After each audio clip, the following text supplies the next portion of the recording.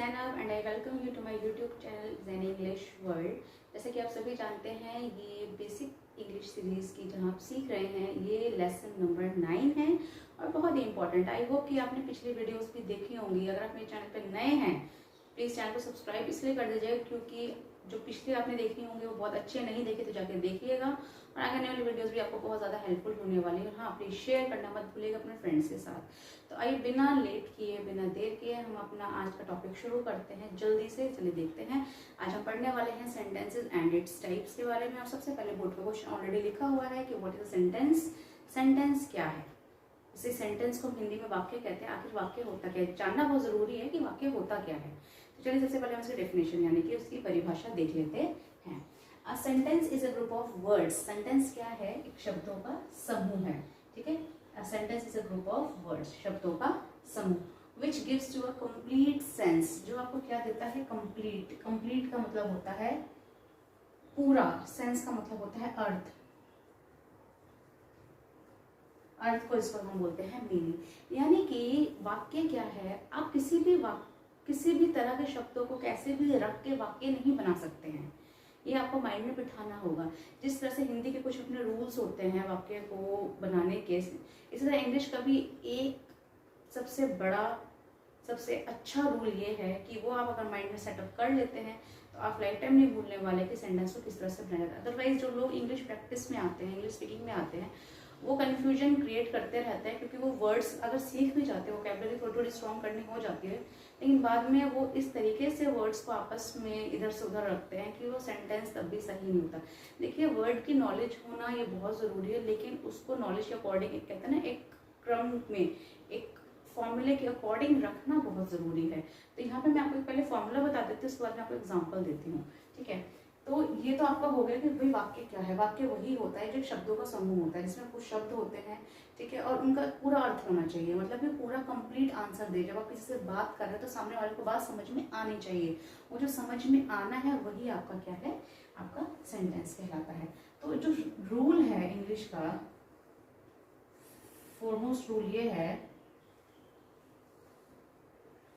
Subject verb object. ठीक है, ये अगर आप इसको मन में बिठा लेंगे, लिख लेंगे, समझ लेंगे तो आप कभी भी गलत नहीं होने वाले हैं। क्योंकि जब भी हम सेंटेंस बनाते हैं तो सब्जेक्ट पहले आता है, बाद में वर्ब आती है और उसके बाद आता है आपका object. Clear? Is it clear? अब चलिए हम कुछ सेंटेंस देखते हैं। मैं सबसे पहले स्टार्ट करती हूँ हिंदी के एक वाक्य देने से। ठीक है, जैसे कि यहाँ पे देखिए, राम खाना बनाता है। और यहाँ राम की जगह आप सीता भी कर सकते हैं, देयर इज नो प्रॉब्लम, कुछ और भी नाम ले सकते हैं, बट यहाँ पे इट्स ओके। ठीक है, हिंदी में बिल्कुल सही लग रहा है, लेकिन अगर मान लीजिए मैं इसका बनाऊं राम फूड कुक्स, क्या सही लग रहा है? साउंड सही कर रहा है।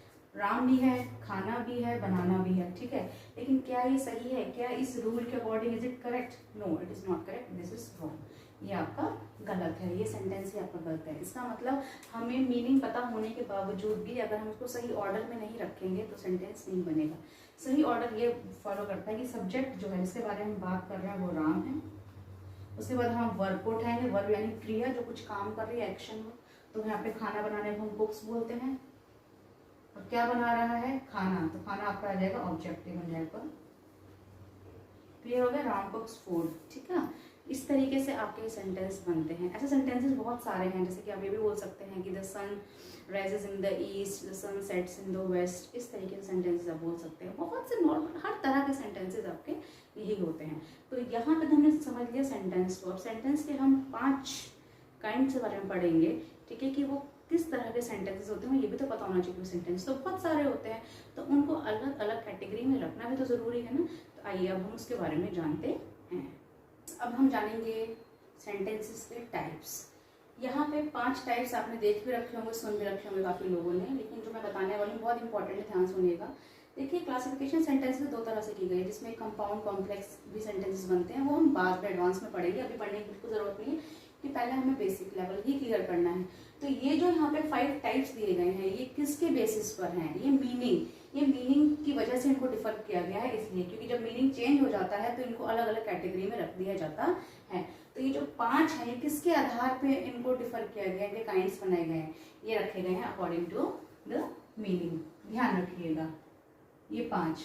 तो कौन कौन से हैं? असर्टिव और स्टेटमेंट्स, या असर्टिव बोले या स्टेटमेंट बोले। सेकंड में है इंटरोगेटिव या क्वेश्चन बोले, ठीक है।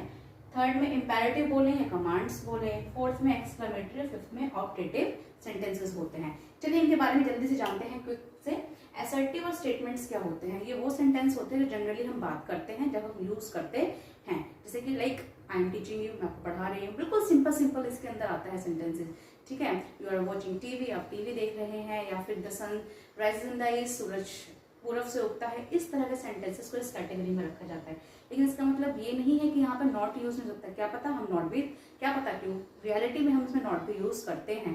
तो यहाँ पे जब हम बनाएंगे इन सेंटेंसेस को, तो इसकी पहचान ये होती है कि जब इस सेंटेंस को हम खत्म करते हैं तो लास्ट में जो खत्म होता है ये जाता है आपका फुल स्टॉप, यानी कि एंड में हम लगाते हैं पीरियड मार्क, जिसे हम फुल स्टॉप भी कहते हैं। क्लियर हो गया आपको? जब ये सेंटेंस इस तरह सेंटेंस खत्म होते हैं तो लास्ट में आपका आता है full stop. Okay, clear. Next है इंटरोगेटिव और क्वेश्चंस, ठीक है। इंटरोगेटिव यानी कि इंटरोगेट करना, कुछ पूछना। जब हम किसी से कुछ पूछते हैं तो उन्हें हम कहते हैं प्रश्न सूचक, ठीक है। तो वहां पे हम किस तरह से क्वेश्चंस बनाएंगे ये बहुत इंपॉर्टेंट है। तो आपको ध्यान रखना है, जो इंटरोगेटिव है या क्वेश्चंस हैं, इनको 3 तरीके से बनाया जाता है। बिल्कुल सिंपल है। उन 3 चीजों से बनाया जाता है, आप देखें यहाँ पे हेल्पिंग वर्ब्स जितनी भी हैं आपके पास, हेल्पिंग वर्ब्स के साथ बनाते हैं हम, मतलब स्टार्टिंग वहां से होगी, ठीक है। दूसरा आपकी ऑक्सिलरी वर्ब्स, ठीक है। हेल्पिंग वर्ब्स, ऑक्सिलरी वर्ब्स एक ही होते हैं। उसके बाद है आपका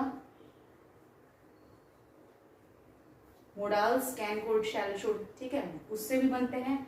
और एक होता है आपका WH फैमिली। क्लियर हो गया? यानी कि जब इनसे सेंटेंस स्टार्ट होगा तब समझ जाइएगा कि भाई यहाँ पे कुछ पूछा जा रहा है, किसी से कोई बात कही जा रही है, पूछी जा रही है। तो वहां पे जब ये यूज होंगे तो आपको क्या होगा, आपका सेंटेंस इसमें आएगा इंटरोगेटिव सेंटेंस के अंदर, ठीक है। इसकी पहचान क्या है? इसकी पहचान ये है कि जब भी सेंटेंस हम इंटरोगेटिव बनाएंगे तो लास्ट में आप क्वेश्चन मार्क लगा के सेंटेंस को एंड करेंगे। ऐसे नहीं छोड़ना है, पंक्चुएशन मार्क में आपका लगेगा क्वेश्चन मार्क, ठीक है। जैसे कि Why are you going to school these days? आप इन दिनों स्कूल क्यों जा रहे हैं? समझ में ऐसे कोविड चल रहा है अभी, कुछ स्कूल में स्कूल खुले हैं, कुछ में नहीं खुले हैं, तो इस तरह से क्वेश्चन बना सकते हैं, ठीक है। Do you know about that movie, कि आपको उस मूवी के बारे में पता है। जहां पे आप कुछ पूछते हैं सामने वाले से, वो सारा इंटरोगेटिव के अंदर आता है, यानी कि क्वेश्चंस के अंदर आता है।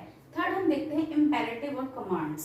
इम्पेरेटिव और कमांड्स क्या होते हैं? जब हम किसी को कुछ कहते हैं, कुछ करने के लिए, कुछ एक ऑर्डर देते हैं, मेरे लिए पानी ले आओ, ठीक है, बैठ जाओ, खिड़की बंद कर दो, दरवाजा बंद कर दो, शोर मत मचाओ, तो इस तरह के सेंटेंसेस होते हैं इम्पेरेटिव। इनकी खास बात ये होती है कि इसमें ऑलरेडी पता होता है बोलने वाले को कि हम किससे कह रहे हैं, हम किससे कह रहे हैं सामने वाले से। आप अपने घर के अंदर है, आपकी मदर ने आपको बोला बेटा टीवी बंद कर दो, ठीक है, टीवी बंद कर दो। जाहिर सी बात है अगर आप चला रहे हो तो आप बंद कर देंगे, आपके घर में कोई और चला रहा होगा तो वो बंद कर देगा, ठीक है। अगर कह देंगे कि बाहर से दरवाजा लॉक कर दो, तो जिससे कहा जाएगा उसको पता होता है कि बात मुझसे कही जा रही है, ठीक है। इसीलिए यहाँ पे सब्जेक्ट लगाना जरूरी नहीं है। ऐसे बोलते नहीं कई बार स्टैंड अप, खड़े हो जाओ, तो जाहिर सी बात है सामने वाले को पता है मुझसे कहा जा रहा है, तो खड़े होते हैं। जब क्लास में टीचर एंटर करती है तो जब गुड मॉर्निंग ग्रीट करने के बाद क्या बोलती है, स्टैंड अप या सिट डाउन, जिस तरह से वो बोलती है, तो क्या वो सबका नाम लेके बोलती है? नहीं, क्योंकि वहाँ पे ऑलरेडी अंडरस्टूड होता है कि बात किससे कही जा रही है। इसलिए यहाँ पे जो सेंटेंस बनते हैं वहां पे सब्जेक्ट का लगाना जरूरी नहीं है। क्लियर? डायरेक्ट होता है, जैसे सिट डाउन, गेट अप, इस तरीके से। और यहाँ पे क्या क्या चीज होती है, रिक्वेस्ट। जब आप रिक्वेस्ट करते हैं, please give me your pen, मुझे अपना, कृपया करके मुझे अपना पेन दे दीजिए। ऑर्डर देते हैं, bring me a glass of water, order. Advice, आप ऐसा करोगे तो ऐसा हो जाए, किसी को सलाह दे रहे हैं। Prohibition, do not make a noise, don't make a noise, जब सख्ती से मना कर रहे हैं, तो इस तरह की चीज़ें आपकी इम्पेरेटिव और कमांड्स के अंदर यूज़ होती हैं। और सबसे अच्छी बात कि यहाँ पे फुल स्टॉप आता है। क्या आता है यहाँ पे? Full stop. अब आप कंफ्यूज मत होइएगा इसमें और इसमें, क्योंकि यहाँ पे सिंपल बात होती है और यहाँ पे इन चीज़ों का सेंटेंस में पता चल रहा होता है कि बंदा रिक्वेस्ट कर रहा है, ऑर्डर दे रहा है, एडवाइस कर रहा है या किसी चीज़ के सख्ती से मना कर रहा है। क्लियर हो जाएगा? बिल्कुल क्लियर हो गया। नेक्स्ट देखते हैं एक्सक्लेमेटरी। एक्सक्लेमेटरी सेंटेंसेस कौन से होते हैं जिसमें आप बोलते बोलते कुछ आप आश्चर्यजनक कोई बात कह जाते हैं, कुछ खुशी की भी होती है, दुख की भी होती है, हैरानी वाली भी होती है, तो वहां पे हम इनका यूज करते हैं। जब आप वंडर, हैरान हो जाते हैं, सॉरो, दुखी हैं, जॉय, खुश हैं, एडमायर, किसी की प्रशंसा करते हैं, तारीफ करते हैं, तो वहां पे आप एक्सक्लेमेटरी सेंटेंसेस बनाते हैं। और इसका जो वाक्य एंड होता है, सेंटेंस एंड होता है, वो अपने साथ लेता है एक्सक्लेमेशन का साइन। ये साइन कैसे बनता है? एक डंडा, नीचे उसकी एक बिंदु बनती है। ठीक है। अच्छा, इसकी खास बात क्या है कि जो एक्सक्लेमेटरी सेंटेंस होते हैं ये किससे बनते हैं, किन वर्ड से स्टार्ट होते हैं, ध्यान रखिएगा। How, what, alas, bravo, hurray. Hurray तब होता है hurray we won the match, जिससे होता है भाई कमाल हो गया, हम तो मैच जीत गए, या बहुत खुशी का इजहार करते हुए करते हैं। ब्रेवो, तारीफ करते हुए, bravo you have won the match, आपने मैच जीत लिया है। एलिस, दुख की बात है, एलिस ही इज डेड, बड़े दुख की बात है, बड़े दुख की बात है कि वह अब नहीं रहा। ठीक है। व्हाट और हाउ, ये इस तरीके कैसे बनाएंगे आपकी कि how beautiful painting this is, ये पेंटिंग कितनी सुंदर है। ठीक है। व्हाट, इस तरीके जब हम वर्ड्स यूज करते हैं और लास्ट में हम ये लगाते हैं तो वो सेंटेंस इसके अंदर आता है एक्सक्लेमेटरी के अंदर। बिल्कुल। और आप जब आप आगे पढ़ेंगे ना पार्ट्स ऑफ स्पीच, उसमें इंटरजेक्शन से काफी मिलता जुलता है, वो हम वहां पे क्लियर करेंगे। यहाँ पे आपके लिए इतना काफी है। और लास्ट है ऑप्टेटिव। कई बार ऑप्टेटिव के बारे में बताया जाता है, कई बार बताया नहीं जाता है। ठीक है। ऑप्टेटिव सेंटेंस वो होते हैं जहाँ पे आप सामने वालों को या तो अपनी इच्छा बता रहे होते हैं कि काश में ये होता या काश में वो होता, या फिर आप सामने वाले को आशीर्वाद देते हैं। समझ रहे हैं आप? जैसे कि may you live long, may you live long. और इन सेंटेंसेस के पीछे भी आपका आता है एक्सक्लेमेशन मार्क। कौन सा मार्क आता है? एक्सक्लेमेशन मार्क ऑप्टेटिव सेंटेंसेस के अंदर। क्लियर हो गया? जहां पे आप किसी को आशीर्वाद देते हैं कि आप हजारों साल जियो, इस तरीके के जो भी हैं, तो वहां पे आप इस तरह से करेंगे। क्या? जैसे एक और सेंटेंस हम देख लेते हैं, may God give you more health and wealth. ठीक है। भगवान आपको खूब धन संपत्ति और सेहत से नवाजे। तो इन तरह के सेंटेंसेस आपके बनते हैं। आपका किस चीज से बनते हैं? ये बनते हैं आपके मे से बनेंगे और लास्ट में आपका आएगा ये वाला साइन। तो कंफ्यूजन क्रिएट नहीं करनी है, क्योंकि कई बार बच्चे शायद इस वजह से स्टूडेंट्स कंफ्यूज होते हैं कि दोनों तरफ एक्सक्लेमेशन है। भाई एक्सक्लेमेशन में जहाँ पे पूरी हैरानी की बात हो रही है, चाहे अच्छी चाहे बुरी हो, और यहाँ पे आपको सिर्फ ब्लेसिंग्स वगैरह की बात की जाती है। तो आई होप कि आपको आज की वीडियो बहुत अच्छी लगी होगी, पसंद भी आई होगी और समझाने का तरीका भी पसंद आएगा, क्योंकि मैंने बहुत शॉर्टकट में बहुत सारी बातें बता दी हैं आपको। और अगर आपको वीडियो समझ में नहीं आती किसी भी पॉइंट पे, तो आप उसको दोबारा जाइए, दोबारा से देख लीजिए। अगर एक से बात ना बने एक बार देखने तो दोबारा आप देख सकते हैं, क्योंकि ये आपके ही फायदे की बात है। क्योंकि जब हम अगला करेंगे तो आपको पीछे वाला आना चाहिए, तभी तो आप अगली सीढ़ी पे कदम रख सकते हैं। अगर आपने स्किप करते चले जाएंगे सीढ़ियों को, तो आप कैसे हो सकता है कि आप अचानक से उस मंजिल पे पहुंच जाए जहाँ पे आप पहुंचना चाहते हैं, जिसको आप पाना चाहते हैं, जो आपकी मंजिल है। इंग्लिश को हर हालत में बोलना और सीखना। तो अगर आपको मेरे आज का वीडियो पसंद आया होगा तो इसे लाइक शेयर सब्सक्राइब कर दीजिएगा और बने रहिएगा मेरे साथ, करिएगा वेट अगले वीडियो का। तब तक मैं चलती हूँ, लेती हूँ आपसे विदा। ख्याल रखिएगा। अल्लाह हाफिज़।